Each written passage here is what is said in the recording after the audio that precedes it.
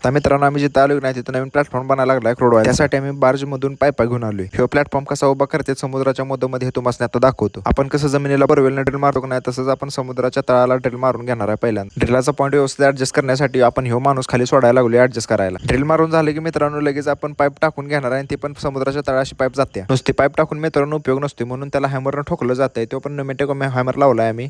जशा सगळ्या पाईप लावून झाले की लगेच असा प्लॅटफॉर्म तयारच असतो. एवढं नुसता क्रेन उचलायचा आणि त्याच्यावर ठेवायचं. पूर्ण हे जॅकेट तयार झालं की मित्रांनो असं दिसतंय बघा. ह्यातून काढलं जातं क्रूड ऑइल. आता मित्रांनो आम्ही जिथं आलो नाही तिथं नवीन प्लॅटफॉर्म बनायला लागलाय क्रूड ऑइल. त्यासाठी आम्ही बार्ज मधून पाईपा घेऊन आलोय. हे प्लॅटफॉर्म कसा उभा करते समुद्राच्या मधोमध्ये हे तुम्हाला आता दाखवतो. आपण कसं जमिनीला बोरवेलने ड्रिल मारतो नाही तसंच आपण समुद्राच्या तळाला ड्रिल मारून घेणार आहे. पहिल्यांदा ड्रिलाचा पॉईंट व्यवस्थित ऍडजस्ट करण्यासाठी आपण ह्यो माणूस खाली सोडायला लागलो ऍडजस्ट करायला. ड्रिल मारून झालं की मित्रांनो लगेच आपण पाईप टाकून घेणार आहे. ते पण समुद्राच्या तळाशी पाईप जाते. नुसती पाईप टाकून मित्रांनो उपयोग नसतो म्हणून त्याला हॅमरनं ठोकलं जातंय. तो पण नमेटेक हॅमर लावलाय आम्ही. जशा सगळ्या पाईप लावून झाले की लगेच असा प्लॅटफॉर्म तयारच असतो. एवढं नुसता क्रेन उचलायचा आणि त्याच्यावर ठेवायचं. पूर्ण हे जॅकेट तयार झालं की मित्रांनो असं दिसतंय बघा. ह्यातून काढलं जातं क्रूड ऑइल.